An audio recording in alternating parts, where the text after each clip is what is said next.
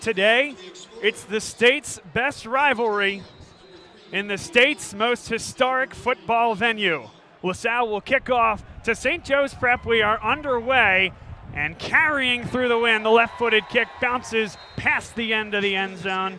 It'll be a touchback, and St. Joe's Prep comes onto the field. And Tyler, all eyes turn to who's playing quarterback. Is it Samaj Jones out there, or is it Dane Piccirillo, the senior? And the linemen are lined up in a way that we can't even tell from this angle. It's like they're trying to have a big unveiling. Who do we got out there, Bob? Dane Piccirillo, number 13, the senior, starts his third consecutive game at quarterback. The touchback brings it to the 20-yard line. St. Joe's Prep with two backs in the backfield. And the quarterback, Piccirillo, the handoff is right up the middle to Kasim Phillips. Tripped down, got to the second level, but couldn't keep the feet. A gain of 4 right up the middle. A hole was opening for him right there. Just a nice, unfortunate for him that he ran right over a lineman's foot and tripped up, but a nice pickup of 5 here on first down for the Hawks. And now they go 4 wide on the near side of the field. Ball right in the middle of the field. 1 wide out to the far side. Piccirillo, they go one-on-one to that end. And it is caught. They picked on Amir Anderson on that side of the field, down inside the LaSalle 40-yard line. And what an insane catch. Prep had 4 guys on the left side, as you said there, and went to the one-on-one matchup down the field for a huge gain. Brandon Raymond, just one of a few catches this year, hasn't played much, got a lot of snaps against Archbishop Wood. They go right to him on the first pass play of the game. Now another one, split out to Washington, makes the catch, turns to the 30, gain of 8. Not afraid to sling the ball around in these conditions. Just an interesting start to this game for the Hawks. They don't seem to mind a little bit of bad weather, while they got their pass game going here early on. Dane Piccirillo didn't throw it much, just 12 times against Archbishop Wood, completed 8 of them. And when they opened up the playbook in the fourth quarter, they played their best. Now it's a read option. Piccirillo keeps it, runs through the defensive back. Tackle made, but that's more than enough for a first down. Give him 7 to the left side of the field, brought down by Kelby Hampton. Kudos to Piccirillo. He just stiff-armed Abdul Carter, and who hit him in the backfield and was able to get the gain for the first down. 0-0 the score, first drive of the game for St. Joe's Prep, ticking under 10:35 to go in the first quarter. 3 wide, and they're going to hand it off to Bunch. Bunch gets through to the 20, churns forward to the 15-yard line, and another gain, this time of 8 yards. Second down and 2 upcoming.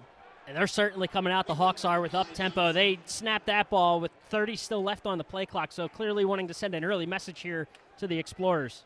Yeah, the Hawks look electric out there right now. They've run to the left side both times, Tyler. Brad Harris at the left tackle, George Reinhard at the left guard, clearly comfortable running to that side of the field, and they'll do it again. Running to the outside, knocked out of bounds at the 10, more than enough for a first down. Give him 6 again, running to the left side of the field off those tackles and guards on the left edge. And Piccirillo waited till the last second to hand that ball off to his running back. He read the DN perfectly on that and allowed for a pretty nice gain for the first down. Kasim Phillips checks back in. Expect a 2-back combo there as they split the reps. Kasim Phillips a little bit more thunder, Blaine Bunch a little bit more lightning. 9:54, the clock is stopped after the ball was run out of bounds. 1st and 10 from the 11. They can get a first down without getting into the end zone. Shotgun snap right off the middle. Kasim Phillips hit at the 7, will go no further. That's Chris Thompson. Didn't play the last time these two teams met, was injured for a good portion of the year, now back out there and stuffs him up the middle. Gain of 4. So that time trying to go right up the middle. Chris Thompson, you kind of tell why the Hawks may be trying to keep this ball to the outside. Number 44 steps right up and stops the run. But still getting to the second level. We mentioned he was contacted at the 7. That was the first time he was hit. So he got to the second level. Good on Thompson for not letting him fall forward. But the front set of St. Joe's Prep, now a crossing pattern right to the goal line. It's in there. Touchdown, St. Joe's Prep. St. Joe's Prep just made that look easy. They just marched down the field in about 10 plays there. Give them credit. The Hawks, they go up over the top, early on in that drive. Certainly put momentum in their favor and really came out. If they wanted to put a good hitting on the Explorers here on their first drive of the game, they did so. Elijah Jones with the crossing pattern, a little slant. And again, because they kept going to the well on the read option, pulled the linebackers forward, a slant right behind, pitch and catch. Hawks on the board first. Here's Antonio Chata. His kick is up and good. And it is 7-0 St. Joe's Prep.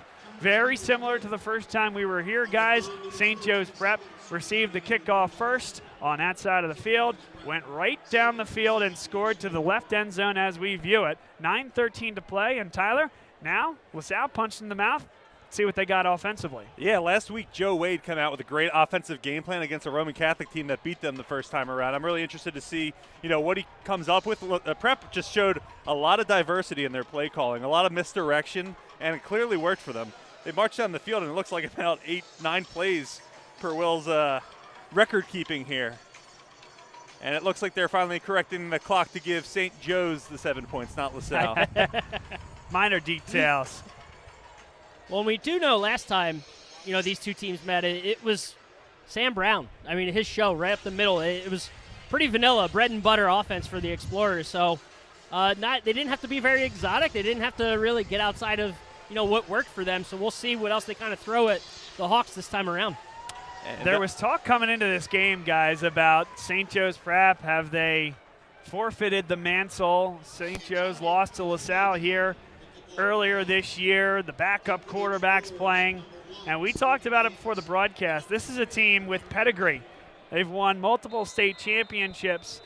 And this is their mantle until they're formally knocked out of the playoffs. That goes for LaSalle. That goes for Central York. That goes for Pittsburgh Central Catholic. That's everybody. You got to knock off St. Joe's Prep. LaSalle looking to be the one to do it. Retrieved at the 5-yard line by Amir Anderson up the middle. And he's taken down at the 31. A flag comes in late, and as those normally seem to be, likely going against the return team, which would be the Explorers.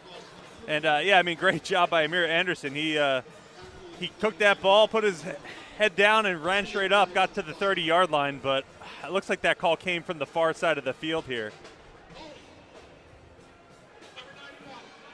Holding called against the offense, and you know what? They turned on the officials' microphones. How about that? Feels like a professional game. So LaSalle's offense led by Alan Paterzo, who's had an excellent year this season, up around 70% completion percentage. They'll start from the 15-yard line. Stevie Davis out there as the lone tailback. Sam Brown in motion. The give is to Stevie Davis off the right tackle. Nudges forward for a gain of 3 yards. Yeah, and just a little bit of misdirection there with motioning Sam Brown, giving it to your tailback Stevie Davis, and he gets a respectable 3-yard gain on first down. You want to talk about offensive linemen can get up for this game, too. I don't know if you saw Luke Schischler on that play, just absolutely pancaking his defender. LaSalle goes with 2 extra linemen, but we get whistles first. Dead ball. It'll be a false start against LaSalle. It'll take him back behind the sticks, 2nd down and 12 from the 13 upcoming. And this is exactly what the Explorers can't afford to do, making these penalty mistakes. 2 penalties in a row, basically. And the good old "you can't do that" chant from the student section. I never understood that one. Yep. You certainly can do it. You're just going to get penalized for it. All right, it started a little early with the jokes today, Bob. Well done. 8:26 and ticking handoff Sam Brown, and pressure in the backfield by Josiah Trotter. That was just enough. He didn't make the tackle. Cole Nillis did, but Trotter blew it up. No game. And just, that game Sam Brown had last time these two played, you got to imagine they're keying off on him, maybe spying on Sam Brown a little bit. We know Brown, he's approaching that 1,000-yard mark for the season. I think he came in 9:57, Will? 9:59. 9:50, that's 2 yards off. I cut him 2 yards short, but he's got, not that you need a little more, reason to get up for this one, but getting to 1,000, something I know he wants to do. Now a 5 wide as there were 2 backs in the backfield. They split out wide. Empty set in the backfield. Paterzo looks over the middle. A lob for Ryan Moore. There was contact. It was just beyond his outstretched arm. Emilio Agard grabbed him right across the 8. Impeded his progress just a little bit. Not enough to draw the flag. Incomplete is 4th down and 11. On comes Santiago Sterla to punt it deep. Yeah, that's a close call there. I mean, kudos to the Preps defense. They showed blitzing 6 guys there, and then the 2 linebackers dropped out into coverage. Looked like a clean attempt. And LaSalle late getting an 11th man out there. It's Matt Mitchell. He'll be a gunner on the play. Santiago Sterla, his heels on his own goal line. Emilio Agard back deep to receive. He's on his own 45, and they nearly got there. Sterla was looking for the ball. And he may have touched that ball. Emilio Agard, and he comes up with it at the 43-yard line. It bounced right at the 50. Emilio Agard got a left hand on it, a careless play, and was very fortunate to fall on it and give Dane Piccirillo an opportunity with the offense. Sterla was lucky to get that ball out. What you didn't see was as that ball was flying, he was looking behind him to see where that ball might have been blocked. The defender came clean at him, just missed the ball. Really fortunate for the Explorers to not have it blocked. And then on the other end of the play, fortunate for the Hawks, that ball was touched and just able to recover it. Something about St. Joe's Prep and LaSalle at Franklin Field and crazy special teams plays. We saw it on October the 2nd, and we're seeing it again here today. 1st and 10, they mark it at the 41, up the middle, Blaine Bunch. Hit there by Abdul Carter, but not before. A gain of 4 yards out to the 46. And if you're Prep, you got to be happy with these holes. There, you could almost drive a semi through them right now. They look not that big, but big enough for their running back to have a clear view at the second level. Ball marked at the St. Joe's Prep 46-yard line. 2nd down and 6. They fake the give, and Dane Piccirillo runs out of time. That was Kieran Campbell. Avoided the would-be block by Blaine Bunch. He took him down. Matt Wills in there, give him a half sack. Excellent job off both edges by the Explorers to get into the backfield. The little play action there actually probably extended that play a little bit more, gave the Explorers time to get home and come up with a big sack on 2nd down. 3rd and 12. Important play call here for St. Joe's Prep. LaSalle, they've intercepted the ball 6 times in their last 2 games. This is a blitz opportunity, a wide field, and something where if Piccirillo isn't careful, LaSalle could find themselves in business. Now he takes the snap. LaSalle does bring the blitz. Chris Thompson didn't bring him down, but Tim Fiedler did. It's going to go down as a gain of 1, but no matter. It'll be 4th down and 12, and St. Joe's Prep will be forced to punt. Rob, wonderful blitz there as Chris Thompson disguised it coming through that C gap. Yeah, excellent job. You had blitzers coming from everywhere. A corner coming off of the near side of the field, and Thompson coming up the mid. It was just well drawn up, and nice job getting home by the Explorers to bring them down. Tyler, 2 of the best kickers and punters we'll see here today in the state of Pennsylvania. This one's Antonio Chada. He got that one off after a tough snap. Moore makes the play at the 25, cuts up the field, hit hard at the 29, and will be taken down there. Got to be careful with that ball. He was being held up by the St. Joe's Prep Hawks as one of the gunners went after that football. Moore, a wide receiver. That ball coming at him looked like I know some quarterbacks that can't throw as tight a spiral as that punt was coming towards them, so made it easy to catch, I'm sure, for Moore.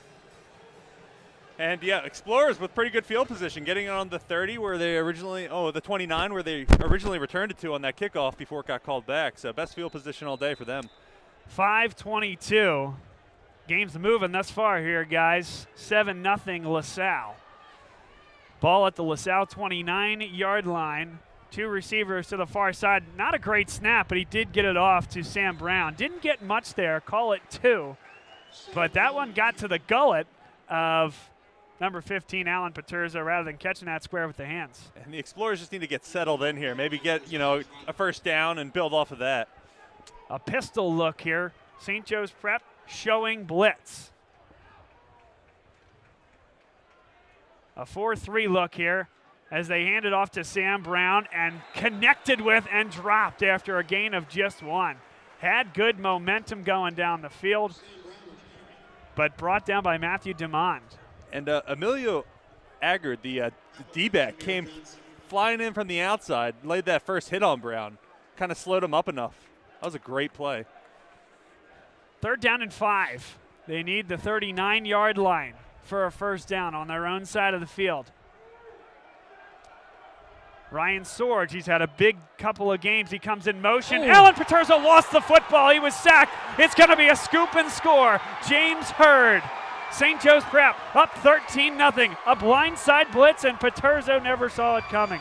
He did not. And that was just an unblocked, just I guess disguised blitz by the Hawks, and just Paterzo never saw it coming, and there's nothing you can do there as a quarterback. You're getting hit in the back.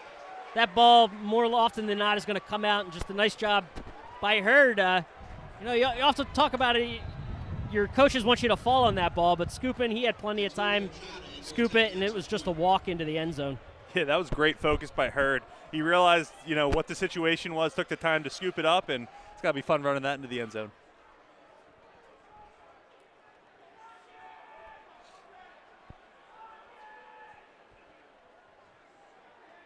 The extra point is up, and it is good. 14-0 St. Joe's Prep.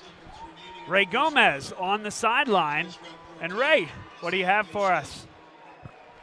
Bob, it is turned not in LaSalle's favor, to say the least. I'm sitting on the sidelines. Players are not happy.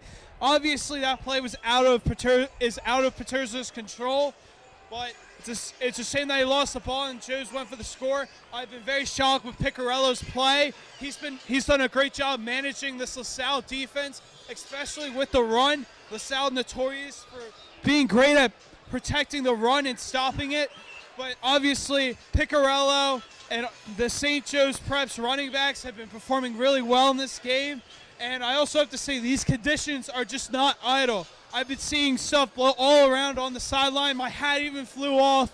It has been not easy to pass the ball, so I expect LaSalle to start giving the ball more and more to Sam Brown, and that's how they're going to have to try and get one of those touchdowns back from St. Joe's. All right, appreciate it, Ray. Thank you so much for your sideline report. Not good that hat flew off. That's a Bob Long Sports hat. Hang on to that hat, buddy. They specifically make those. Those things don't grow on trees.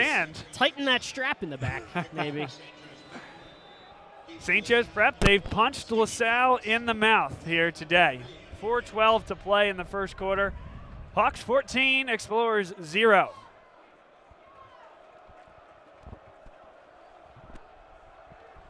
Chada, he has rarely allowed opportunities for returns, but that ball is just coming up and hitting a wall. Stevie Davis picks it up, cuts inside at the 20. He's hit at the 23 and dropped there.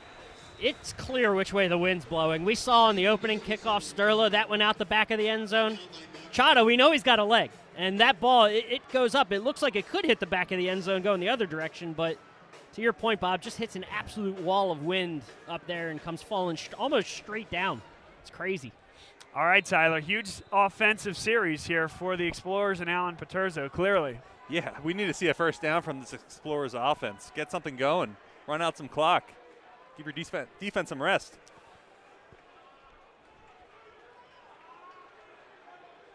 Shotgun snap. Again, a free blitzer. Incomplete. All he had was a Noel Henry on a little slide route to the corner. But that's all he had. If he didn't get rid of that ball, he was getting flattened again. I thought Noel Henry's hands were pulled down a bit there before he even got his hand on the ball. It was right in front of the referee, so I assume he had a better angle on it than us, but looked a little early. And that ball only thrown to the line of scrimmage, so if that were the case, not something the St. Joe's Prep defender needed to do because he was certainly right on him and would have been able to tackle him anyway. But no flag on the field. 2nd down and 10, ball at the LaSalle 24-yard line. Paterzo screen play, and Sam Brown dropped it. Oh. It was a forward pass by just a yard or two, so it's incomplete. Because if it was backwards, Rob, he could have picked it up nonetheless and had a lot of blocking up the field. That's exactly what I thought. This angle, again, it makes it tough where we're sitting. But looked like it was, I guess it must have been just enough forward for it to be a forward pass. But lucky for Brown, maybe unfortunate, because he had some space in front of him. A defender coming at him, but Brown has the ability to put on some moves. But unfortunately, just an incomplete pass. 3rd down and 10, ball at the 24-yard line. They need the 34 for a first down. Again, on LaSalle's side of the field, driving from left to right. They throw the screen, caught there by Moore, but nothing doing. St. Joe's Prep all over him. It'll be a loss of 2 yards 4th and 12. On comes Santiago Sterla for his second punt of the afternoon. This St. Joe's defense is incredibly dynamic. They're making so many pre-snap motions, feigning blitzes, bringing other blitzers in. I don't think Paterzo or that offensive line can really react quick enough in order to avoid a sack or incomplete pass. I mean, it seems like on every single play, at least one free runner is coming at Paterzo or whoever's got the ball. High snap for Sterla, and that one is blocked. St. Joe's Prep picks it up inside the 4-yard line. It'll be 1st and goal. Maybe one extra step there by Sterla. He's also asking questions about the blocking, but nonetheless, St. Joe's Prep outplaying LaSalle in every facet. You always let the guy on the outside, get the free reign, not the guy right up the middle. He's got the shortest line to Sterla's boot, and kudos to the special teams. They're making plays out there. This is about as disastrous a start as you could possibly want if you're the Explorers. And for the Hawks on the other side of the field, I mean, your third drive, third drive of the game, second drive of the game, because second long, well, 5 yards maybe, if you really want to call this a drive. Their third attempt to get on the field, and they can punch it in, and it's just, We still got 3:05 left in the first quarter. And now a penalty, and I think it's because LaSalle has 12 men on the field. Wow. Off comes Carson Wakefield. There's your call. Illegal substitution, a.k.a. too many men breaking the huddle. This Explorers team, this play is just inexcusable. So many penalties, missed assignments. They just look sloppy out there. St. Joe's looks like they want it more. They want their revenge from their their loss from LaSalle. It's a pistol look. Kasim Phillips, the deep back, takes the give, walks into the end zone, nearly untouched. It's 20-0, St. Joe's Prep. Wow. One play, 2.5 yards, a 3-score football game. At this point, it comes down to St. Joe's wanting it more and just execution. The Explorers are doing a terrible job of executing. A lot of heads just turned around looking at each other. It's one of those things, the hockey timeout, you wish you could call one and just regroup or get a halftime after this first quarter, but it's just, they got to do something quick. Antonio Chata on to attempt the point after. Chata's kick is up and good. It's a 21-0 game. St. Joe's Prep in a District 12 semifinal has taken the wheels off this LaSalle Explorer train. Antonio Chata will kick this one deep from our left to our right. Stevie Davis, Amir Anderson back deep to receive. This one lower, but still hits that wall of wind, and Stevie Davis catches at the 10, out to the 20. Makes a move at the 25 and runs through a would-be tackler all the way out to the 35-yard line. Maybe a little spark from the sophomore. Yeah, Explorers could take any spark they need right now. I mean, year they won the state championship back in 2009. They were down 14-0 real early against Easton, so all hope is not lost. Still got a lot of football left. We're still in the first quarter. Ask the Buffalo Bills. They've had some comebacks in their history, am I right? Houston Oilers, Warren Moon. Absolutely. Frank Reich, the backup quarterback, as it turns out, for the Bills that day. 35-3, is that? Frank Reich, a name that folks may recognize. Alan Paterza takes the snap and goes down. Pocket collapsed on him. St. Joe's Prep dropping into zone coverage, and the four-man front enough to get into the backfield. You're not going to be able to beat that if you're dropping 7 and getting pressure, guys. St. Joe's Prep is dominating in the trenches, both on offense and defense. They are bullying this Explorers front. They're not even bullying the front. They're not getting hit. They're not getting blocked. 2nd down and 15. Ball at the 30. They need the 45 for a first down. Paterzo drops straight back, slides, throws it deep, looking for Sam Brown, and it's just beyond his outstretched arm. Maybe just gave up a touch on the route there, because I thought that was a pretty good throw. That's also, I mean, we saw what the wind's been doing to the ball the other direction. That one probably took it off a little bit. Yep. And Paterzo was even feeling pressured. Made a nice sidestep there. Did. Best pocket presence we've seen from him all day. He's able to slide out, buy himself an extra second, and just out in front of the outstretched arms of Sam Brown. 3rd down and 15. Again behind the chains. And again, just one conversion away from punting it right back to St. Joe's. He drops back again, slides. He's going to take off with it, but he's not going to. Well, maybe he will. Wow. Oh. Alan Paterzo hit hard. And a flag comes in. Josiah Trotter. It sure looked like Trotter had a beat on him, and Paterzo somehow sidestepped him, went to the far sideline, knocked into the St. Joe's Prep Hawks sideline, and that extra yardage, it was already a gain of 16, enough for a 1st down. This will put LaSalle squarely into St. Joe's Prep territory, and maybe, just maybe, the motivation and the momentum swing they needed. And Sam Brown there, looking for the ball from Paterzo. Realized Paterzo's running upfield and makes a great block, allowing that 1st down to even happen. All it takes is a run and a flag, some laundry, and the Explorers all of a sudden in business. As the sun starts to creep out here as well at Franklin Field for the first time since we've been standing up here. 1st down and 10 from the 39. Alan Paterzo takes off with it himself across the 30, takes a huge hit, but gets 11 and enough for a 1st down inside the St. Joe's Prep 30-yard line. That's something, Rob, we've traditionally only seen in the Wildcat with Ryan Moore, but that time, read option, Alan Paterzo, showing the Hawks a new look.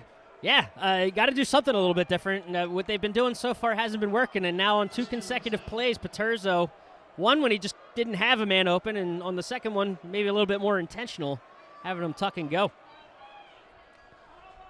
Handoff up the middle to the fullback, E.J. Wentz. Got into the 2nd level, taken down in the linebacking core. A gain of 4, maybe 5. And you got it cooking right now. This is a time where I'd like to see the Explorers right back up to the line, maybe moving with a little tempo. You got the Hawks a little bit on their heels. Let's keep the pressure on. Alan Paterzo empty. 5 wide, but they're all within. As Alan Paterzo takes off, boy, he left his feet and got clocked. Gain of 1, it'll be 3rd down and 4. So they kept everybody tight, bunched there, and then just a delayed quarterback draw. Interesting play call there. It'll be 3rd and 4. Yeah, I mean, I think the Explorers are taking the if it ain't broke approach, but it looks like Prep finally caught on to these Paterzo runs. And I don't know how much I honestly want to see of that with Paterzo.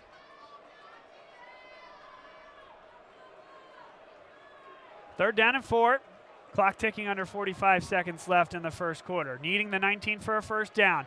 Again, good pressure by St. Joe's Prep. Flipped out wide. Sam Brown has the 1st down. Taken down at the 15. And LaSalle wants a face mask. Sure looked like he got a handful of it. No call. Immediately a guard on the stop. The entire sideline's pointing at it. They want the call. The ref's just like, nope, I don't know what you saw. I didn't see it, but. And Paterzo is instantly feeling pressure again. I think the Explorers are going to have to lean on these screens a little more. I know Prep's done a good job of stiffing them out, but when they're bringing that much pressure in those blitzes, that's how you counter it. Quick passes. Yeah, quick passes or, Paterzo just stepping up and running. He's taking some big hits. We don't want to see too much of that today, but. Clock stopped at 29 seconds left in the first quarter. Timeout called by LaSalle.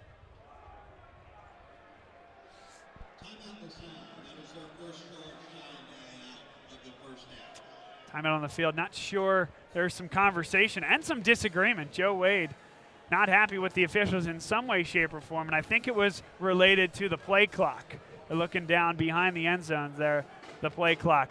Let's go down to Ray Gomez here at this timeout. Ray, what do you have for us? Oh, Bob, so for that last play, I was right there. I almost got hit by Sam Brown.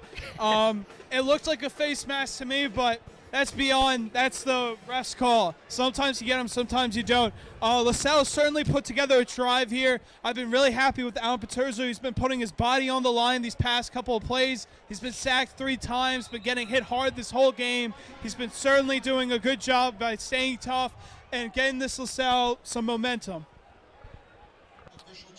And an official timeout here. John Steinmetz having a conversation with the officials there. But Ray, thank you for the update. We'll take it back to the field now as it's first down and 10 for LaSalle. Ball spotted at the St. Joe's Prep 15-yard line. Ray, don't get too close to the refs here. We like you down on the sideline there, so don't want you getting the boot, my man.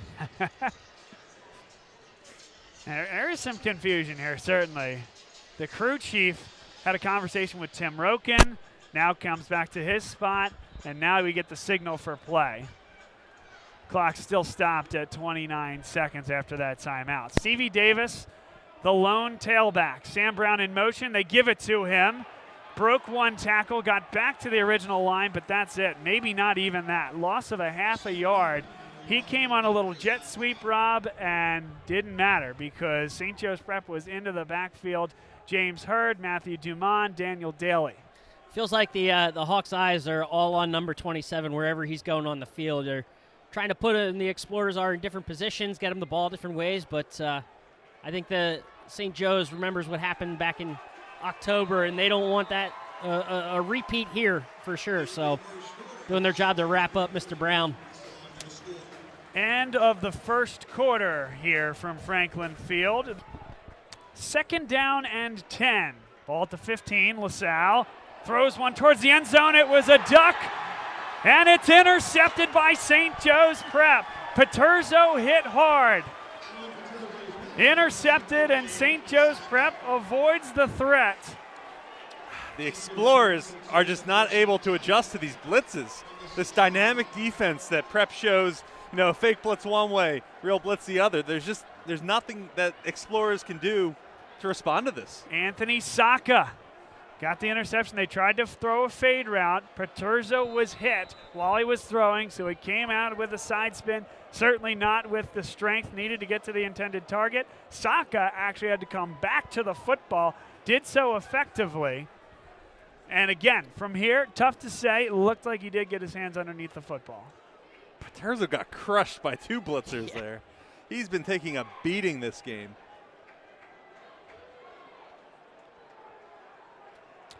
Ray buzzing up from the sideline saying that he liked the call on the field. Certainly got his hands under the football. Ball is loose. Oh! And St. Joe's Prep came up with it. Abdul Carter. He came out of the pile with it, though. Wow, Makai Johnson. It's LaSalle football. Now we need to wait for the call from the officials. He came out of the huddle with the football. We haven't seen a call yet.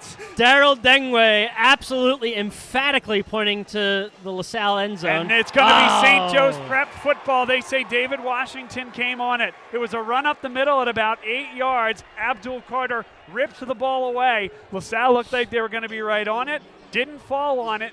Ball popped around. It looked like Washington had it to me. And then all of a sudden, Makai Johnson came out of it. But again, if Johnson gets his hands on that, or Washington gets his hands on that football, he's down. He's down. Regardless, whatever happens after that is a non-factor. And Bob, you touched on it. You got to dive on that football. You can't be trying to scoop and score. I know you want to be a hero ball with being down 21 points, but. And now Dane Picarillo on the read option, pushed back by Chris Thompson. Gain of 1. Second down and 9. Guys, that's exactly the type of momentum swing that LaSalle needed. It was in front of them, but these 50-50 balls certainly aren't going their way today. No, and you got to kind of forget about it and defense go out, do your job. Nice job there on keeping it to just a short gain on first down by Thompson, but need an answer. Blaine Bunch, nowhere to go that time. Went off tackle. Great job by Kieran Campbell. He got into the backfield and forced him to make a decision, allowed the reinforcements to get there. A lot of guys in there on the stop. Fiedler as well as Abdul Carter. We got Ryan Moore checking in onto the field as well. So now it's third down and 11 after the loss of 2. St. Joe's Prep needs the 39-yard line for a first down on their side of the field. Moving from left to right. Picarillo looks to the sideline, now barks in the call. 4 receivers, 1 running back to Picarillo's right. And Kasim Phillips takes the handoff, has blocking, gets towards the line to gain, and has it. Needed 11, got 13. First down, Hawks. And that's the second first down today. That decision to hand off to the running back at the very last second resulted in a first down, a huge first down for St. Joe's Prep. Chris Thompson arguing that he was held on the play. Not going to get the benefit of that call. St. Joe's Prep moves the sticks, and that feels like a momentum shifting type of first down, Rob. Definitely does. I mean, you had a chance 3rd and long to get them off the field, and just unfortunate. A nice read by Piccirillo, but a bad job tackling by this defense. Hand up off the middle. Josh Barlow, his first carry of the afternoon. Barlow gets about 5 off the left side of that line. Tyler, I know we talked about it, but they keep running to the left. Yeah, they're clearly leaning on the left side of that offensive line there, who's been doing a pretty good job all day. I mean, just look at the score. It's 21-0. They're doing a great job. But, yeah, this running game, we don't have much answer for it, it seems. 2nd down and 5 yards to go, ticking under 9:20 to go. And they do hand it off to Barlow. 6 his foot in the ground. Ended up getting a decent gain, 2 yards.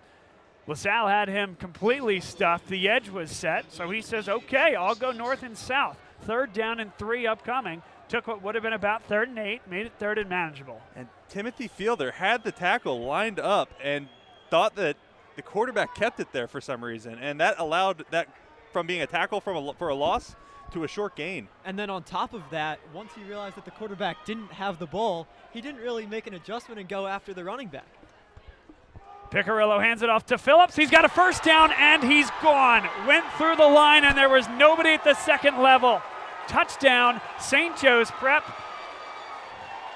It is 27-0. The route is on here at Franklin Field. This is incredible. One more touchdown, and we're looking at the mercy rule clock running off. It's crazy. It's absolutely unbelievable. You mentioned those holes being opened up. That one could have driven 2 semis through the way he got through and just to the house. That's clean. Sal's line on both sides of the ball is being absolutely dominated by St. Joe's Prep. Will said before the game, Kasim Phillips goes by Caddy. Well, he was running like a Cadillac down the field there. What an impressive run that was. Chada up and good. 28-0. St. Joe's Prep. I thought to make a comment before the play, guys, that if they wanted to take the top off LaSalle, that would have been a great play to do it, because they had 0 coverage and 11 guys up inside 5 yards of the line. Tell you what, you got a home run hitter like Phillips, and you can get the blocks to get them going. That's another way to hit a home run. And that's one. You're looking for some sparks, something for this Explorers team. Coach Steinmetz just called the whole bunch over right in front of us here on the 40-yard line. I mean, these Explorers need to do something. They need, they got, had a decent drive last time out. Unfortunate that they turned it over down deep into St. Joe's territory, but, now it's a pride thing, Tyler, right? Yeah, we're not playing for pride yet, Rob. There's still a little bit of football left. But, what a statement game by St. Joe's Prep. 2 weeks ago, they almost lose to Father Judge. Last week, they almost lose to Archbishop Wood. And now they're up 28-0 against this dominant, or up to this day, dominant LaSalle team. I'm telling you, you run in circles. People are talking about St. Joe's Prep forfeiting the mantle. They're talking about Garnet Valley. They're talking about Central Catholic. And you just try to maintain the message that that's not the case. This is, these are 2 of the best teams in the state right here. And St. Joe's Prep is saying, do not forget about us. A high kick that will be caught in the end zone, automatically a touchback. Ray Gomez on the sidelines. Hi, Bob. So what I've been watching from my perspective, you could have said it better. He moved like a Cadillac on that play. Could have asked for a better play for St. Joe's. Ran right through, untouched, all the way to the end zone, put on the burners. It's going to be hard for LaSalle. I mean, is it unheard of coming back down 28? No, but it's certainly going to pose quite a challenge for LaSalle. And as you said, St. Joe's still trying to keep their mantle as state champs and really showing up here in the first half. Thank you, Ray. First down and 10 for LaSalle. They hand off to Sam Brown. He's got some blocking, got through the first level, nudges his way. They're going to say he's inbounds. Gain of 5 yards off the left side. And I'd almost ask Ray, what was that? I saw some equipment thrown. It's like a hand warmer.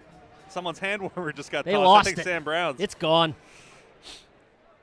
Second down and 5, 8:20 to go. If you're watching the game, or listening to the game, I should say, yes, the score you see in the top right corner is correct. 28-0, St. Joe's Prep. Sam Brown made one miss, not a second. Gang tackled there by St. Joe's Prep, a gain of 2. Guys, St. Joe's Prep in, a quarter and 3 minutes has already outscored itself from the last time these two teams met, a 28-21 victory by LaSalle. Yeah, I mean, they've outscored themselves from the last 2 weeks as well. They look electric out there. And, I mean, you got to think, did the Explorers try to get Ryan Moore more involved?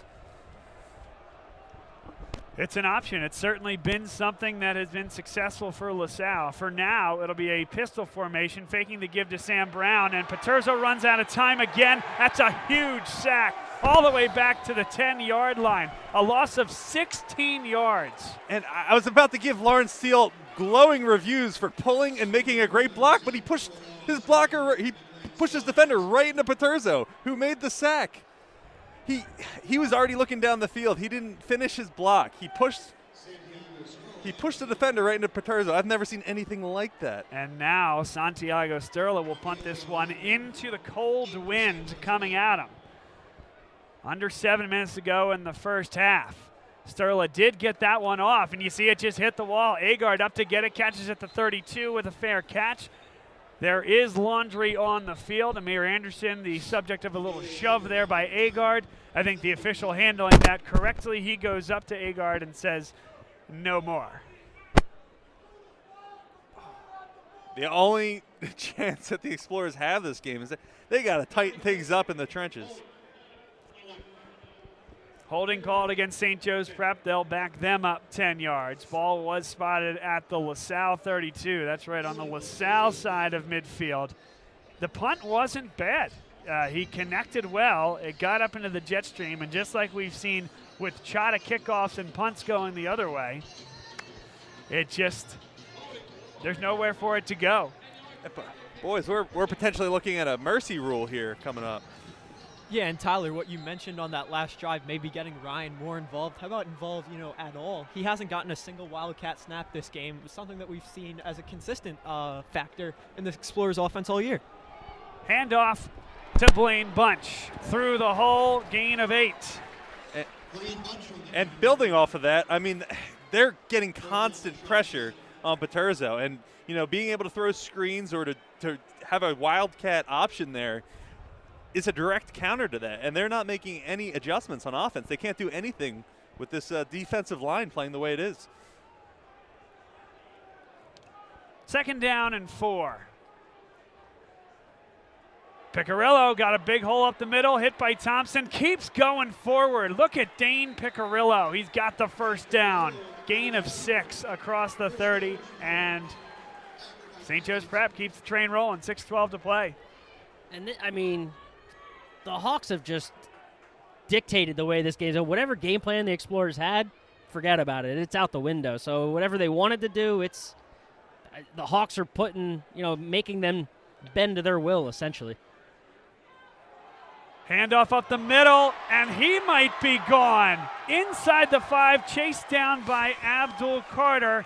Josh Barlow, just his third, maybe even second carry of the day. Doesn't see a lot of time. He's their third back, but Rob, a little bit of juice that time from the third stringer. Yeah, when it was raining earlier, I'd say, so it doesn't really fit anymore, but when it rains, it pours, and it's just one thing after another is going in the direction of the Hawks as they are knocking on the door of that mercy rule.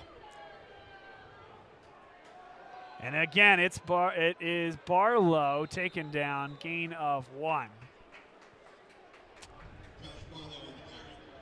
This is unbelievable. I mean, kudos to this prep team, but the Explorers are playing on their heels. They're playing flat-footed. They don't look explosive at all out there. It rings eerily similar to kind of what we saw against Roman about a month ago. Just came out completely flat and were never able to get their legs under them, and they fought themselves back in that one, but it just... Second down and goal. They fake the give. Wide open in the end zone. Touchdown. Who else? Josiah Trotter does it on both sides of the football. Lined up at tight end. They faked the give. Rolled out Picarillo. And you can excuse LaSalle for not thinking that Josiah Trotter's going to run out and catch the football. But he did. He was wide open. And it's 34-0. If Antonio Chada hits this extra point, we go to a running clock once the first half concludes, if it's still a 35-point game at that juncture. Wow. Explorer running clock might help the Explorers at this point. Just get out of the stadium. It's insane.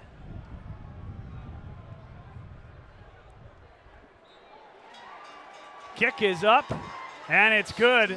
35-0. I don't know what buttons Mr. Roken hit during the week, but you mentioned it, Bob. I mean, all the talk about they're done this year. Forget it, pass it on, whatever. But it certainly wasn't us saying that. No, but that's out there. I promise you.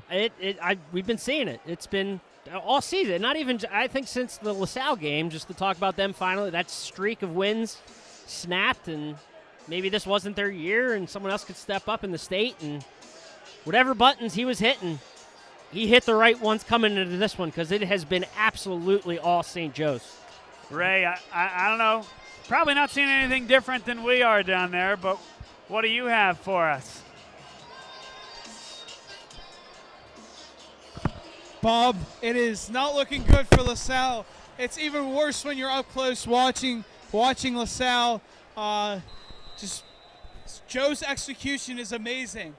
That's the easiest way to put it. They've read this LaSalle offense and defense perfectly. Their plays, their offensive line has done an amazing job allowing their running backs to rush and have amazing games. I mean, what can I say other than St. Joe's has shown up to play. And now the kickoff. Caught by Amir Anderson at the 15-yard line. Amir Anderson up to the 30, 35. And wrestled down at the 39-yard line. An impassioned return that time by Anderson, the cornerback for LaSalle. So what you're saying, Bob, is if they can get a score here and it gets to halftime, we don't say. So the running clock is only once you hit 35 in the second half. I believe that's correct. All right. So there's a chance. So you're saying there's a chance? There's always a chance. What movie, Tyler? Come on. Why me? Because you're the one that never gets the Caddyshack references. It's Dumb and Dumber, isn't it? No. No? No. Billy Madison. Get out. Get out. All right, guys. Leave the booth. Yeah, I'm out. Leave the booth. It's been real. Thank you. First down and 10. Here is Ryan Moore with his first Wildcat snap. Gets through the line, got to the linebacking core, gain of 3. St. Joe's Prep up to task there. The thing with Ryan Moore when he gets into the Wildcat is he pulls it a lot, and he hasn't shown to this point. I think we know he can. It is Dumb and Dumber. Just want to. Sorry. Hold on. You know Sorry. what? You're right. Football is more important here, but You know what? I was thinking of it's easy to pile on Tyler for his movie references, and that doesn't matter to what's going on the field right now. You're right. But thank you. I'm out. Then. I'm out. So little faith. You're right. Sorry for cutting you off there, Bob. No, you should have. It's all That was good. my mistake. Ryan Moore up the middle. There we got go. a big gain across the 50, inside the 40. Taken down by Keenan Nelson. He was the last guy back. 1st and 10 for LaSalle. You mentioned Ryan Moore in the Wildcat. You expect tuck and run. I don't think he's thrown a pass this year, has he? Maybe 2. So, I mean, the odds are when he's in there, it's going to be Ryan Moore holding on to the ball. We'll see if they give him a chance here. Got to try something different.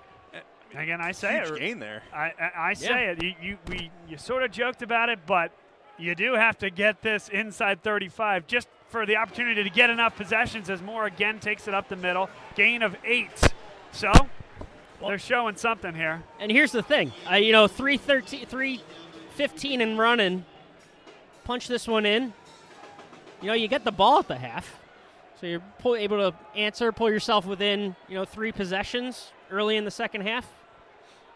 So Salle looking to start with just this one. Again, more up the middle, sized up, but Look at now that pile. getting pushed forward by the lineman. First down, LaSalle, gain of 6.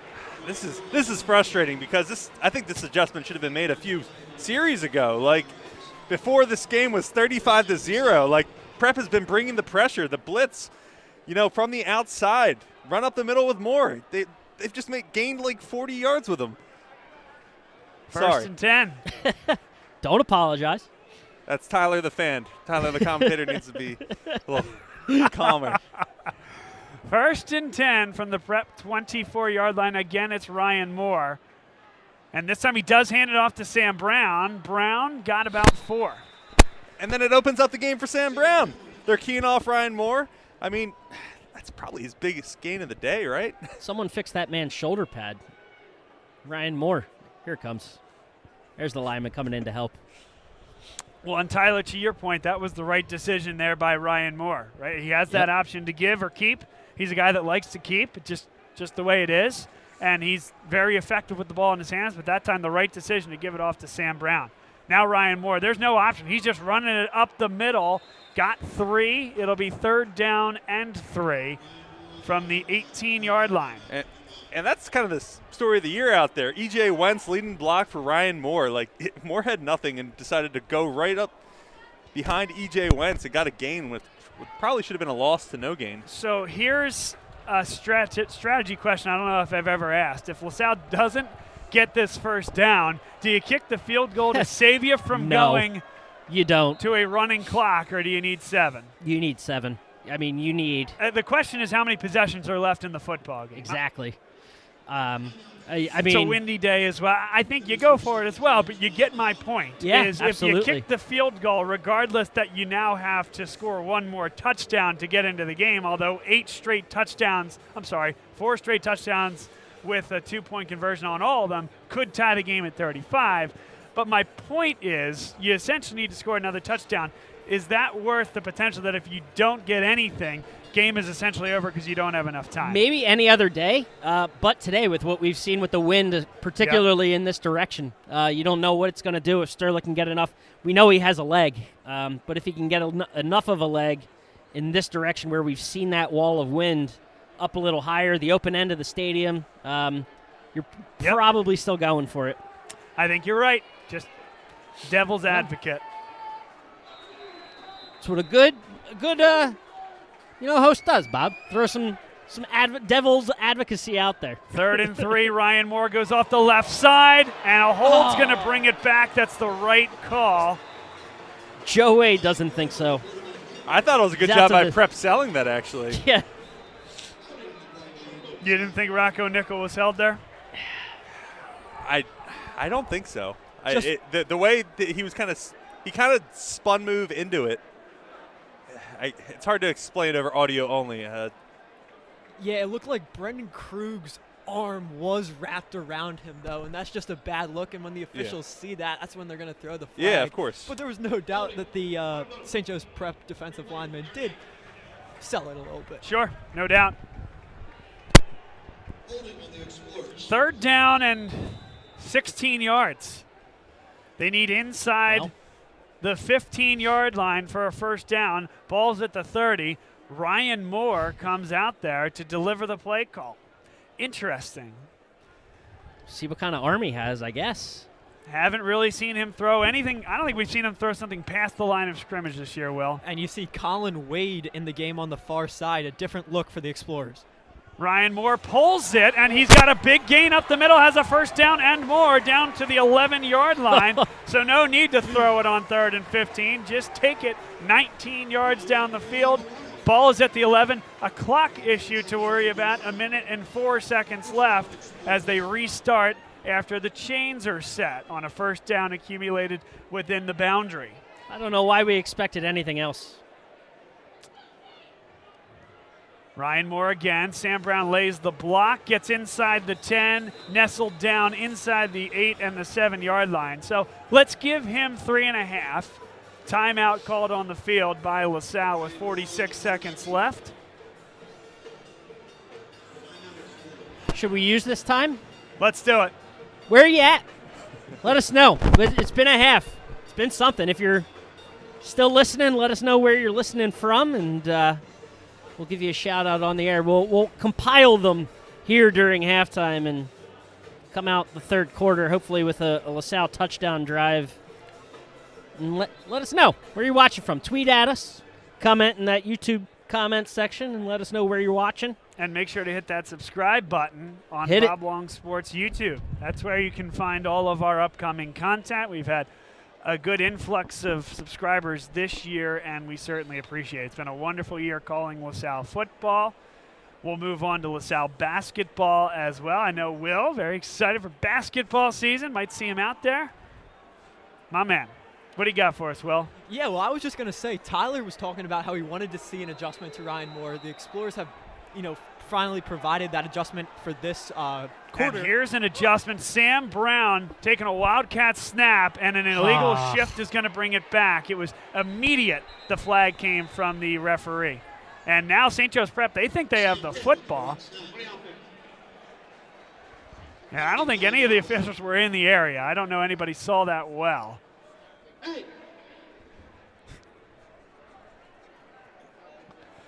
But just to continue on what I was saying, Ryan Moore hadn't had a single carry until this series. Now he has 62 yards on the ground. You wonder, had they made the adjustment a little earlier? Doesn't stop St. Joe's Prep from scoring 35 points, but nevertheless. Nevertheless, you might see some more LaSalle points on the. You might see some LaSalle points on the board the way, this drive has gone. Yep, there's your illegal shift. What's that? Two guys moving at the same time? Is that? I don't think anybody got set before the snap. Yeah. That's just been the story of today. I mean, obviously good teams put pressure on you, but you can't be making mistakes like that. Yeah. So a timeout on the field. Tyler might have a graphic for you. Yeah, I see it. I saw the meme. So you're telling me there's a chance.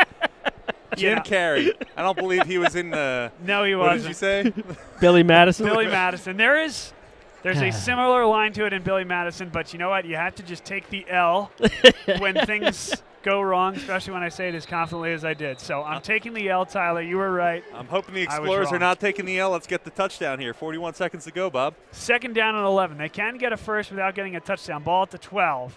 And Moore will throw the screen out wide. E.J. Wentz to about the 9-yard line. So St. Joe's Prep, they were ready for that wrinkle.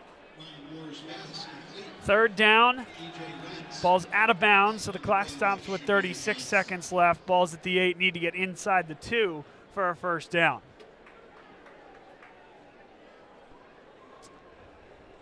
Finally opening up the playbook there for Mr. Moore, allowing him to sling one out. I know it was a illegal motion, but we saw Sam Brandon out there. I thought we were going to see another pass from him.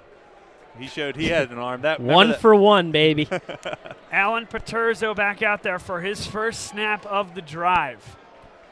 3rd down, 6 yards to go from the St. Joe's Prep 8. Again, St. Joe's Prep brings the blitz, takes some contact, and a flag comes in. It was a crossing pattern to Noel Henry. Can't just stand there, impeding the receiver. Arms a little draped around him as well. And again, Paterzo, man, comes back in for one snap and takes an absolute shot. But he delivered it, gave his receiver an opportunity to make the play. It'll be pass interference. Ball spotted inside the 5. It's not a spot foul. It is a half the distance to the goal, but it will be first down. It sure should be. First down and goal. The chain gang has it wrong. As does the scoreboard. As does the scoreboard. That should be an automatic first down. Now nobody in the backfield except for Paterzo. He tries to sneak it. Keeps Still going moving. inside the 2. It's close to that actual first down marker. Doesn't matter. It should be first down now, 2nd down. No timeouts. I don't know what's happening. Yeah, I think that's been wrong. LaSalle has been listed as having 0 timeouts for the last couple of minutes, actually even before they called their last timeout. And now it is second down. We get the confirmation from the official. Again, from the scoreboard to the chain gang, it's been handled poorly, unfortunately, in the tail end of this drive. Will? Yeah, exactly. It does still clearly say 4th down, and there's no indication from the referees. Now they're meeting up, maybe about to change the call. This should be 2nd down with about 20 seconds left in this first half. Instead, they still have 4th down on the Let's go board down and to the Ray chain. and see what he's hearing. Ray? Hi, Bob. I mean, I'm hearing some talk with the referees. They're trying to sort things out. They're trying their best down here. It certainly isn't easy, but they did a good job recovering, saying it was 2nd down and that it wasn't, and that we didn't have a Penn State game all on our hands. There you go. But with the last play, Paterzo had a good job with the offensive line also doing a good job pushing him. They didn't get in, but it was certainly close. I saw him try to reach, but there was just too many St. Joe's players on top of him. So, interesting situation. They still have 4th down. The chains are still out there. That's just it's incorrect. I had The ref just looked him in the eyes. Now it's Ryan Moore, and now St. Joe's Prep will call a timeout. Now, I had the side official look at the LaSalle sidelines and put 2 fingers up, and I don't think he was telling him peace. I think he was telling him it was 2nd down. So I honestly don't understand what's happening here. It should be an automatic 1st down. Remember, guys, we're going back to the pass interference play on the crossing pattern from Moore. No, it's not a spot foul, but yes, it's an automatic 1st down. 20 seconds left. The game's 35-0, and LaSalle with an unknown amount of timeouts, but I do think that it's down to 0. They've burned 2 on this possession, and I believe on the far side of the field they took 1 earlier. So, sure, 4th down, 2nd down, in some ways it doesn't really matter, barring an incomplete pass. But if you're taken down within the boundary and the clock runs, you're going to be hard-pressed to get another snap off. Here we go. Or could you imagine an incompletion? Right, exactly. Oh, the and ball it's snapped. snapped! Ryan Moore was going the wrong direction. St. Joe's Prep trying to pick it up. It's back to the 35-yard line. Still bouncing around. And it's picked up with 10 seconds left. Ryan Moore was barking instructions to the line. That's when the ball was snapped. Off it bounded. A scramble for it. St. Joe's Prep picks it up. Either way, even if LaSalle had picked it up, they would have had no chance to get on the football and run a play. And that's how this game's going to go to half. That's how this game's going to take a running clock to start the second half. And that might be the nail in the coffin for LaSalle. Last time we saw these 2 teams play, we saw a snap to a punter that wasn't there. Now we see a snap to a quarterback that wasn't there. Man, oh man. This is why, you feel bad. Kids on the side, that's just. It's sloppy, though. Yeah. No one to blame but yourself there. Got a lot to talk about as they go into the half. Dane Piccirillo takes the knee, and that is it for the first half. St. Joe's Prep leads 35-0. One note from Huck Palmer and someone from the chat as well said that on that pass interference play, since it's not a spot foul and because it's half the distance there, it's not an automatic 1st down, which admittedly is not something I was aware of. They made the change in that rule. I for one, think that rule needs to be changed back. That's an awful rule. But we're underway here in the 3rd as Antonio Chata will kick this deep. How is that not a 1st down? Unbelievable. It's like they're treating it like a holding call. Like when you get holding behind the line and, doesn't necessarily mean it's an automatic 1st down type. Or I'm sorry, not holding. I don't know what I was thinking of.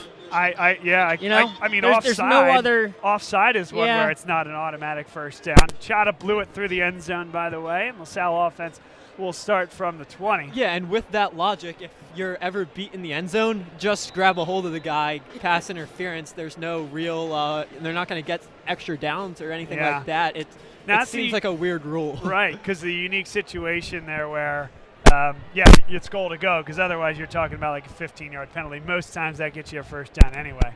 Nonetheless, 35-0. St. Joe's Prep. LaSalle with the football from their own 20. Paterzo drops straight back, steps up, throws it deep. Ryan Moore brings it down at the 40, a gain of 20 yards. He goes out of bounds, but that doesn't matter. Should be a running clock, except for that nobody started it to begin the third quarter. There you go. That's how you create more possessions.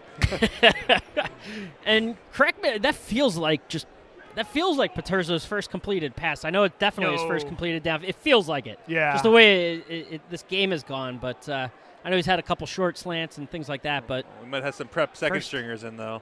first downfield big chunk play for Paterzo. Paterzo drops back. Again, pressure, flings it deep. Never a chance for Ryan Sorge. Ball wasn't going to get there. Not much Paterzo could do. He had to fall back and try to get that ball 25 yards down the field. Paterzo's getting crushed today. He's getting no help from his line. My man's going to need an ice bath after this game. Or he could just stand up in the press box here at Franklin Field, just as cold. It's been a chilly one, guys. Yeah, I mean, we were driving down here. It was 60 degrees and sunny.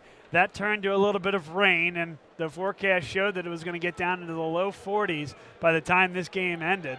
Well, Sun's going down. Lights are on here at Franklin Field as Paterzo now has decent protection, but nobody to throw it down the field to. And it's intercepted. Out of bounds. Keenan Nelson toe tapped. From here, it looked really good. The official said no. Looked pretty, but maybe I got a good glimpse of it at the very end. His feet were clearly in the white chalk along that sideline, but excellent concentration by him to even haul that ball in. That ball's got to be 10 yards out of bounds and over the St. Joe's Prep sideline there. That was too close for just throwing it away. Keenan Nelson wants a chance at wide receiver, that toe tap. And it's going to be a false start against LaSalle. You got to laugh at this. Like, just too many penalties. Like, false start called against the Explorers. They'll back him up 5 yards, 3rd and 15 from the LaSalle 35. Still should be running, right? Even a flag is a flag. Well, there we go. They stop to make the call. That's right.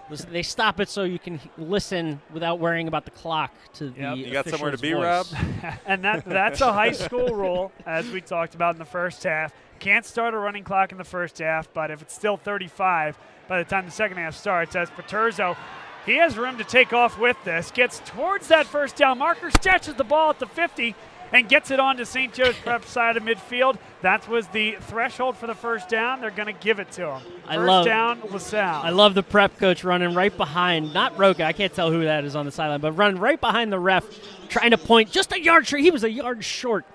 Trying to get him. That's a winning culture there. That coach is making that argument at up 35-0. I love it. Clock ticks, 9:34 and going here in the third quarter. Empty set, Paterzo, they throw the screen. That was high and away, intended for Sam Brown. Rocco Nickel would have been there to size up Sam Brown, but the high pass, it'll be incomplete, second down. But when you're not generating any offense downfield, you need to execute on the dink and dunks there, and when you're not, that's when you're down 35-0. Well, and you think about how we got to this point as well. And Tyler and Will's points are well taken, but it comes down to me for two plays. Paterzo gets blindside blitzed, scoop and score, touchdown, and then a blocked punt, beg your pardon, the very next drive that put St. Joe's Prep with 1st and goal at the 4. Now Paterzo runs out of time. Nobody there. Two guys came unblocked. It's going to be a loss of 10 yards. In there on the play, Daniel Daly. And on the near side, you saw Ryan Sorge, like, with his hands on his head, like, what the heck is going on? Because St. Joe's Prep isn't even bringing any extra men. Their 4-man rush is just getting right through this offensive line like it's Swiss cheese. Yeah, they're not getting any hands on. I'm jealous of these Prep D linemen. They're having the time of their lives out there. They're having career games. Thanksgiving's not for 2 weeks, but they're feasting, if you will. You like that one, Rob, huh? Been waiting to use it. Paterzo's been getting stuffed, so we got some stuffing along with that. Third down about 20. Takes a shot, has Sam Brown, comes back to the football. Not even looking. Wow. Not even looking. That was a textbook PIAA, I thought. Yep. He came back to the football. On the play there was number 39, Anthony Saka. He has an interception here today. and didn't look. Sam Brown, he ran through Brown as he was coming back to it. Joe Wade, a conversation with the officials. Yeah, I mean, certainly a bad call there. Yeah, so we're about halfway through the third quarter now, and it's a 5-possession game, and the punting unit is on the field. Maybe some sort of fake here. Nope. Rugby-style kick. Agard picks it up at the 24. Has some blocking on the far side of the field. Taken down by Sam Ross at the LaSalle 45. The Explorers. Make that the Prep 45, and now more laundry. It's getting chippy. I think this is going to go against LaSalle for a personal foul. Taken down number 28, Shamir Johnson, a fantastically talented cornerback. At that point, you should have gone for it because now they have better field position than before the punt. I mean, you hear some.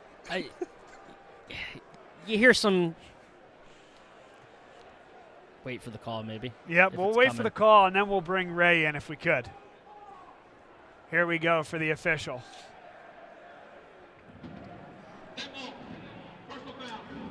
Yep, goes against the Explorers, so that takes him from, no, wow, offsetting.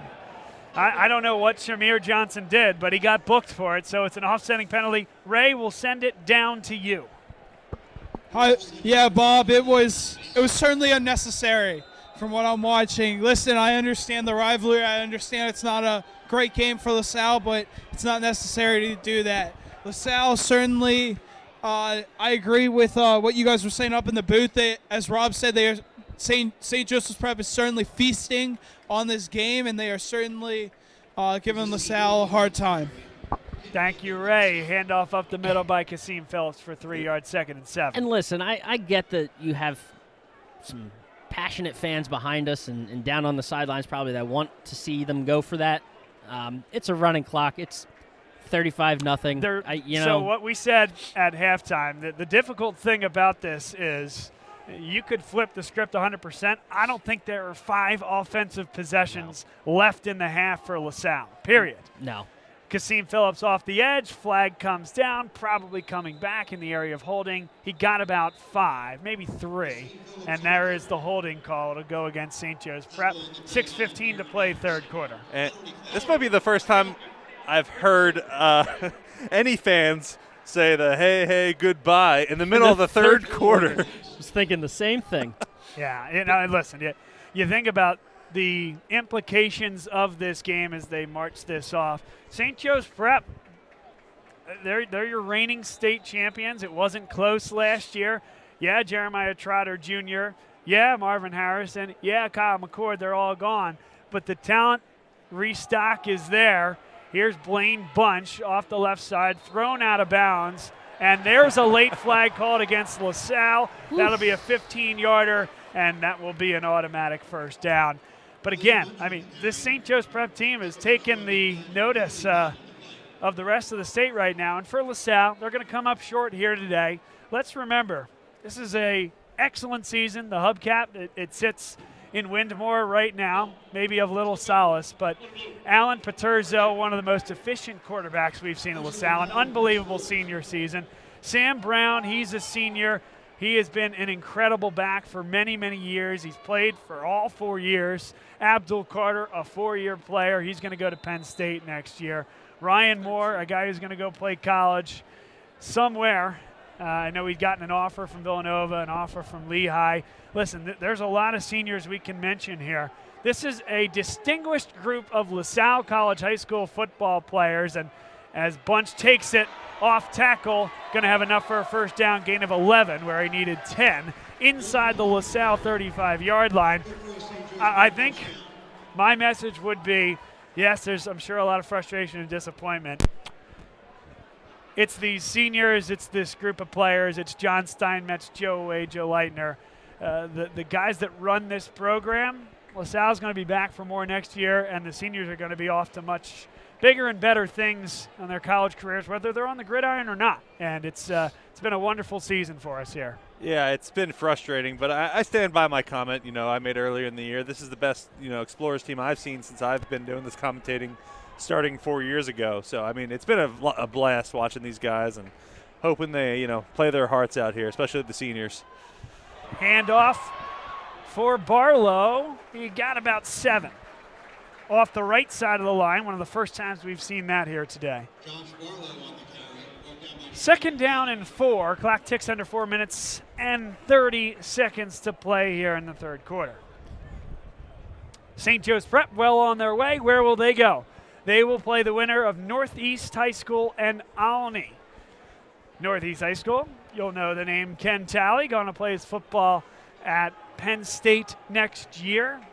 And that'll be a tough game. That will be the District 12 final. The Catholic League representative against the Public League representative at the 6A level. It's Barlow again, not going to get the first down, may have gotten a yard, if that. 3rd down and 4 upcoming.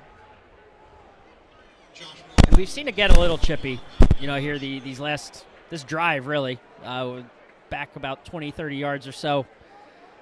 But you just want to see this game get to a clean end. You mentioned all those seniors. You want to see them cap it off with, a heart-filled performance. Just not. You don't want to see the chippiness. I know there's the great rivalry and everything, but just end it clean. Handoff, Blaine Bunch. Bunch makes one miss. Bounces inside of what a cut that was. Inside the 20-yard line. A gain of 7 and a first down for St. Joe's. Put the defender on skates. He made a bunch of moves there. That was quite a run. I can't believe he got the first down there. Did you do that? No. Did you do that? Did I do what? Bunch made a bunch of moves there? No, that was just a coincidence. Just coincidence? Aw. We got to have fun. We got to stick to our roots here at Bob Long Sports. Only movie quotes. Wait for it. Just wait for it. And now Dane Piccirillo tries to throw it down the field. There was nothing there, so he took off with it. Maybe got back to the original line of scrimmage. And we're going to call it a half-a-yard loss, so a LaSalle sack. Sean McFadden in there on the stop. And think we can get a Madden reference before the end of it. I don't think we've had one all season. This might be the first season without one. Well, you haven't done as many games. Yeah, we've made plenty. I know. I think Ray made a few. Yeah, definitely. Taking your title there. There we go. I'll get one before the end of the day. 2nd down and 11. Handoff up the middle out of the pistol for Blaine Bunch. Bunch, gain of 3. It'll be 3rd down and 3. St. Joe's Prep taking their time here. It was slow to get that play clock, I think, restarted. So there's still 12 seconds left on the play clock. Now Piccirillo takes the snap, hands off to Barlow. It was 3rd down and 9. He got maybe 4 up the middle. It'll be 4th down. Kick or go? What do we think? Probably going for it. I think they're going for it. And again, they still haven't started that play clock yet. You guys know when that play stopped. There we go. Wow, there you go. That's 15 to 20 seconds. Again, it's 35-0, and this game is coming to its end. But yes, just a statement of fact. So they waited 15 seconds to start the play clock. Take it as you will. And they will kick, take the points. Antonio Chata. This will be a 31-yarder. Feels like we've been calling his name for like 7 years, Chata. And good snap hold, and LaSalle was offside. They jumped. So now it'll be 4th down and 1. I would guess the offense comes back out on the field. Chata's sad. He wants to kick it. Oh, yep. Now was Marching there? up. Oh, first down.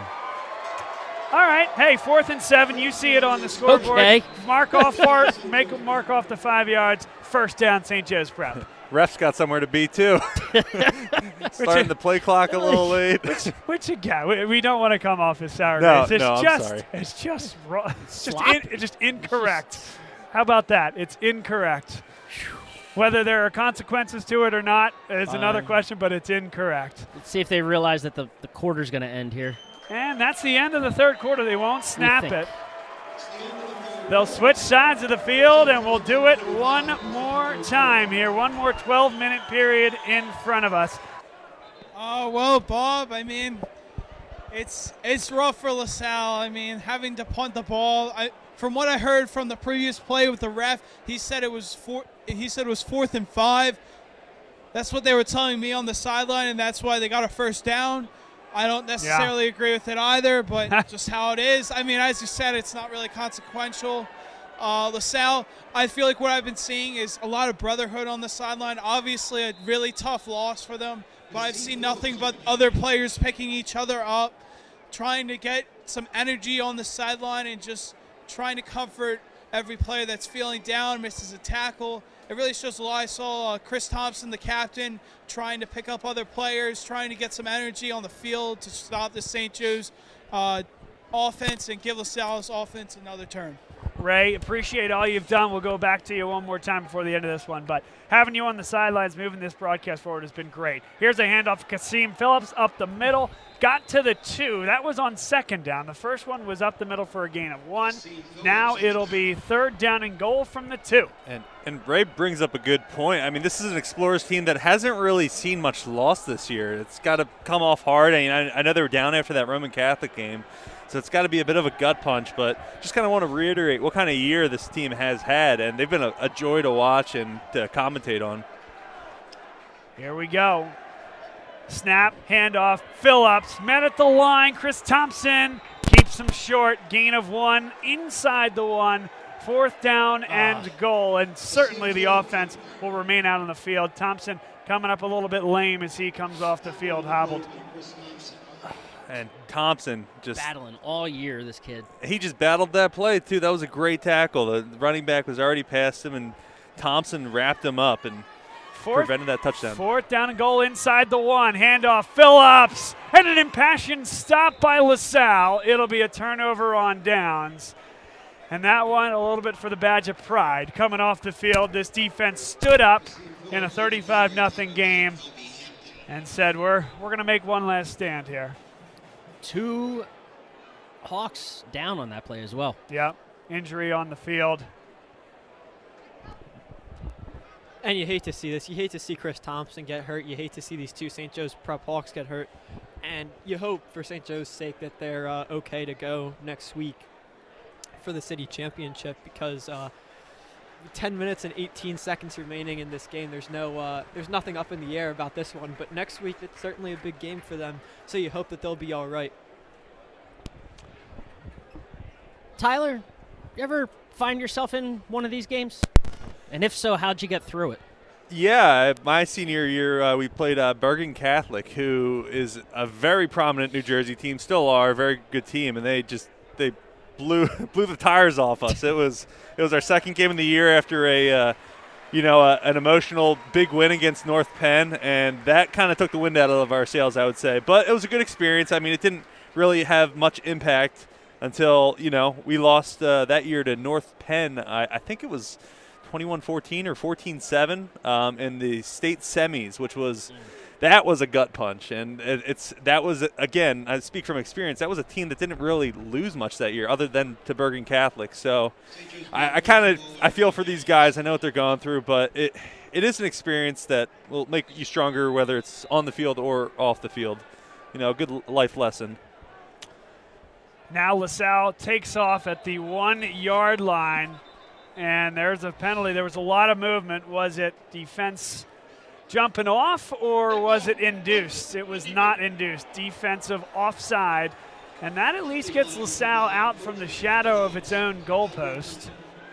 1st down and 5 from the 6. I would love to see LaSalle put a drive together here. With this running clock, it's going to be. And I'd love to see, they've got the space to do it. Sam Brown off the left tackle, gain of 2. 2nd down and 3 upcoming. Sam, I think that puts him at what, like 15 yards on the day? What were you counting up, Will? He's still under 20 yards on the day. So, I mean, he's got that 1,000-yard mark out there sitting in front of him. So you got 9 minutes here. Maybe get him over that 1K mark. Brown, the lone tailback. Alan Paterzo, I don't know, make that an I formation as Wentz comes in formation. A flag there. Paterzo didn't move. I think he got the ball, and he wasn't expecting to have the ball. It just. So that'll take it half the distance to the goal. For a 2nd down from the 4-yard line, needing the 12.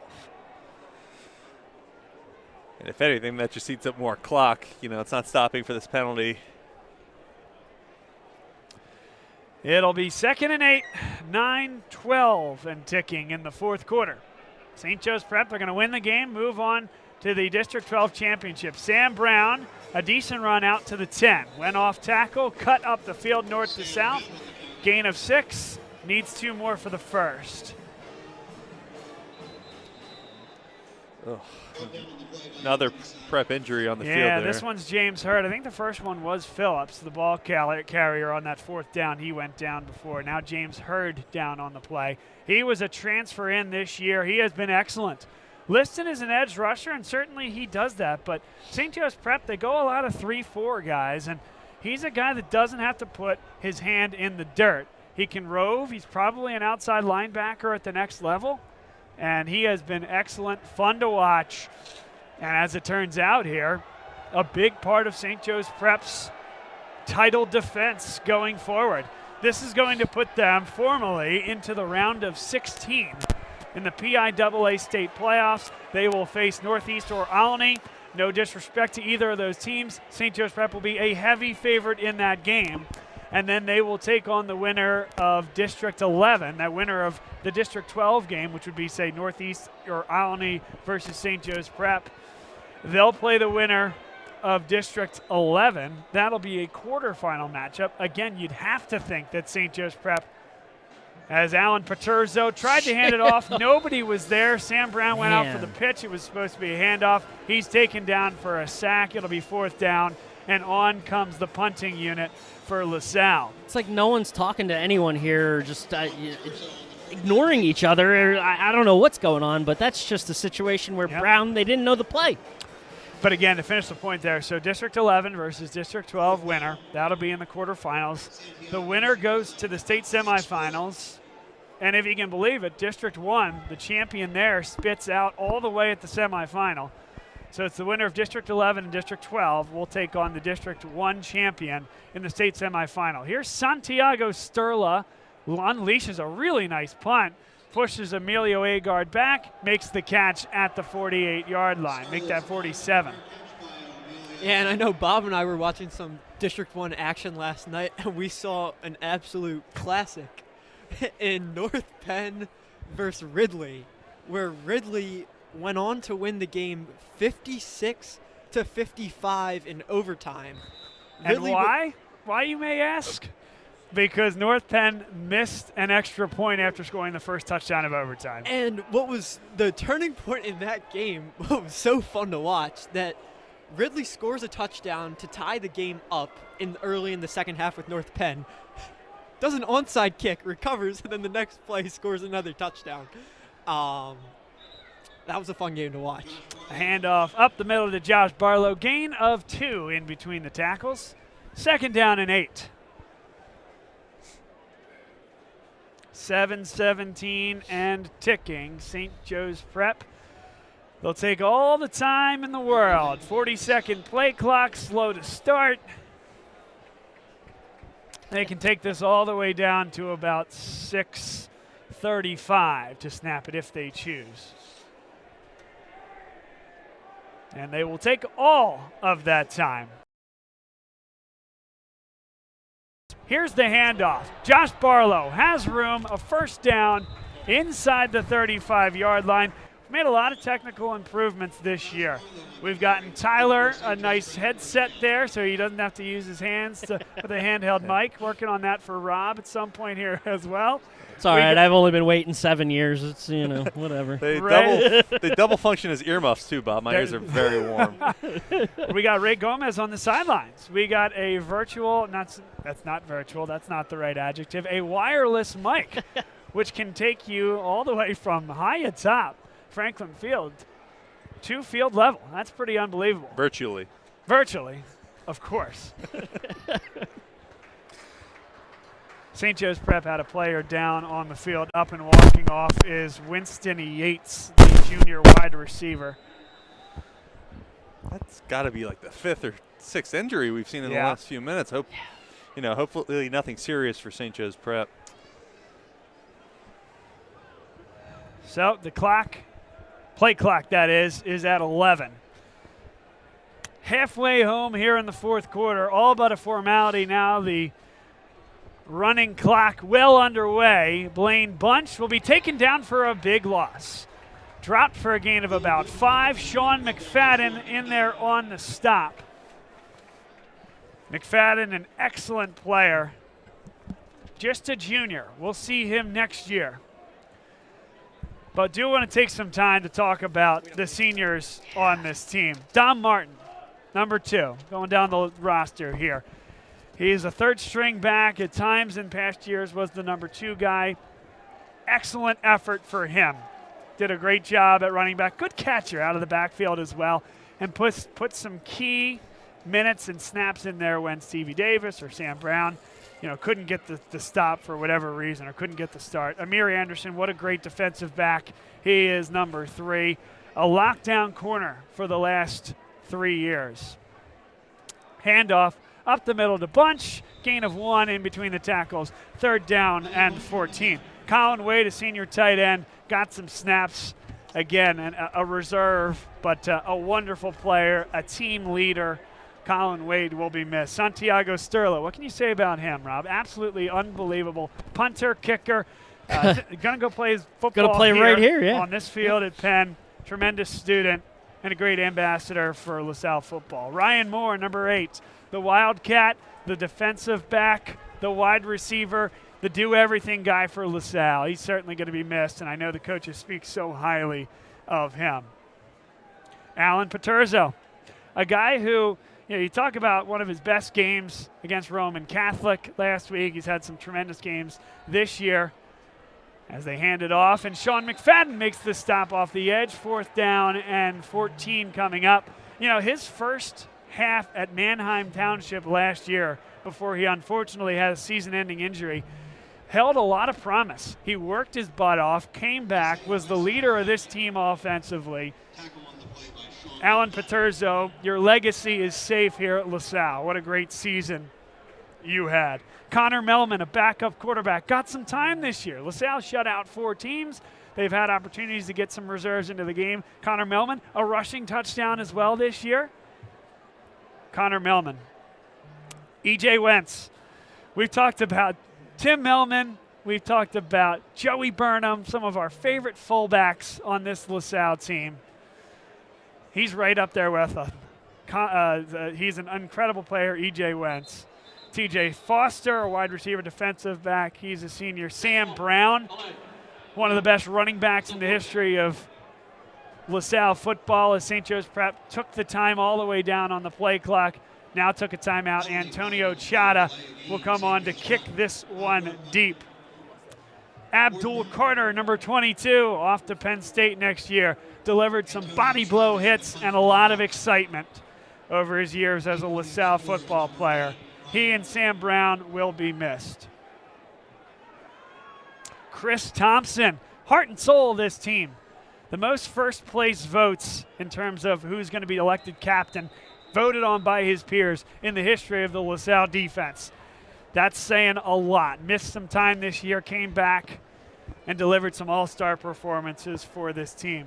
Nicholas Gambone, a linebacker. Daniel Ford on the defensive line. Great job in between the tackles there. Sorry there, Rob. Nope, you're good, and we'll see him in the wrestling room. That's right.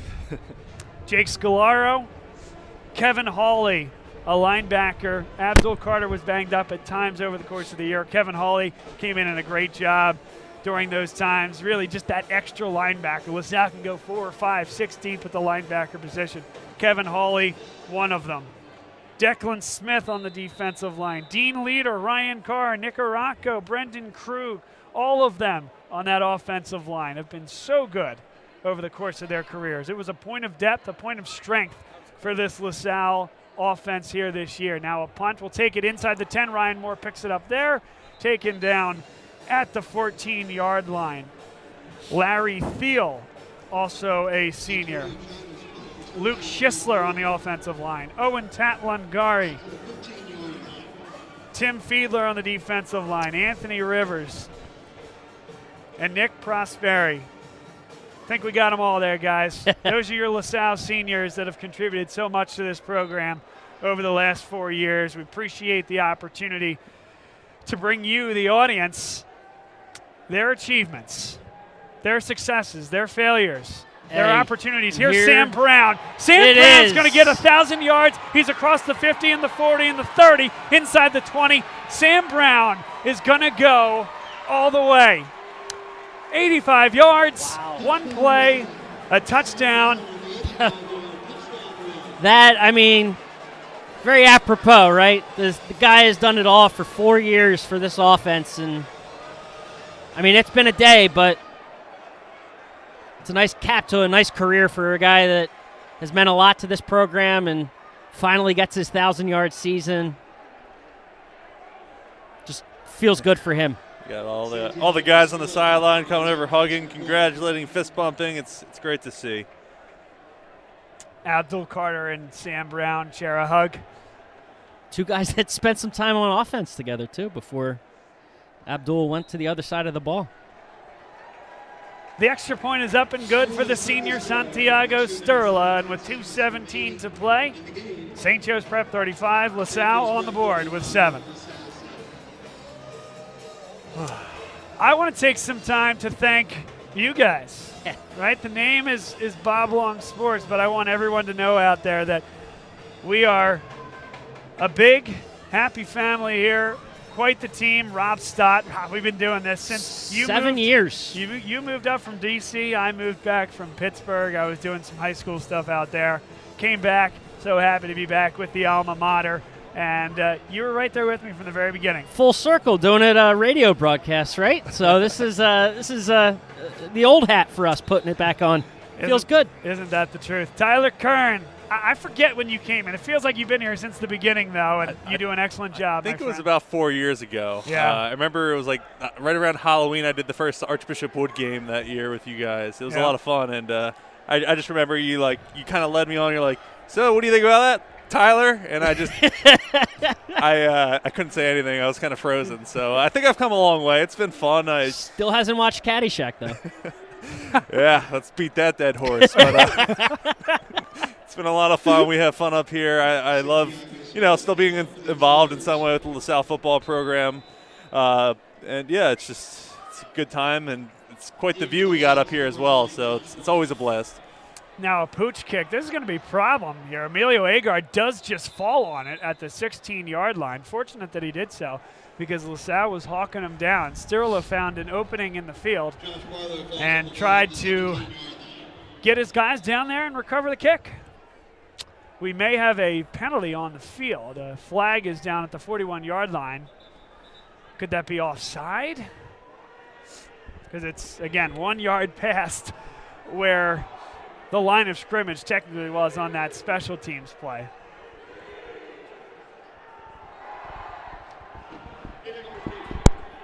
Yep, illegal procedure against the kicking team.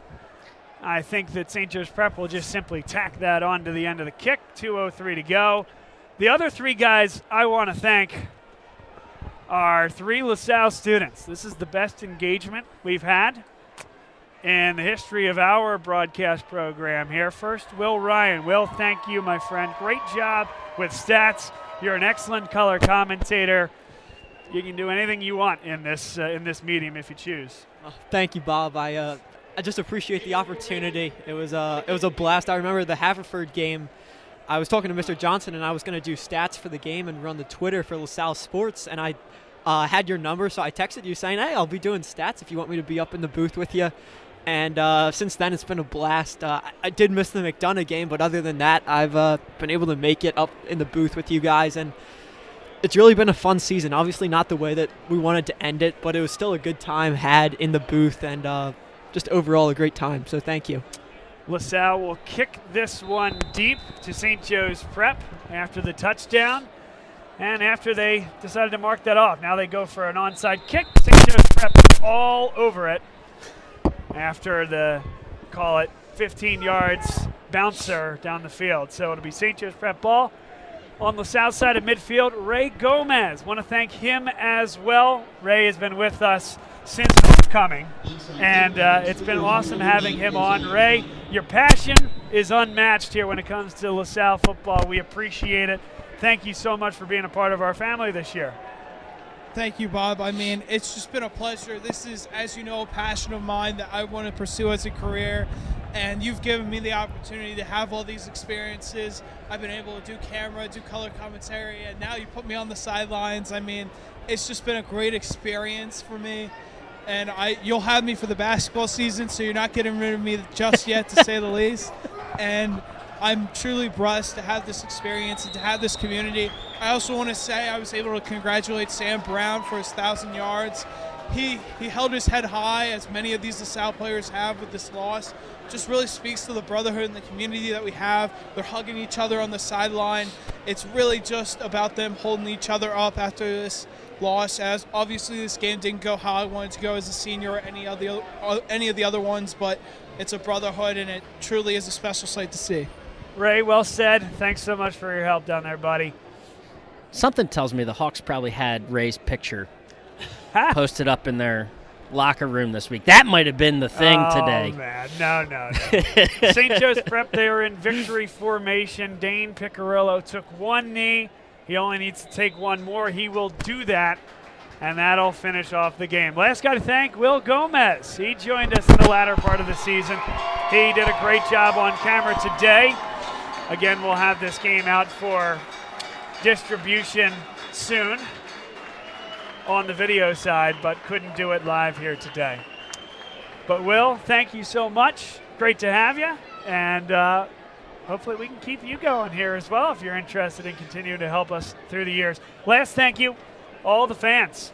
High school football fans are the best. LaSalle football fans, we love you so much.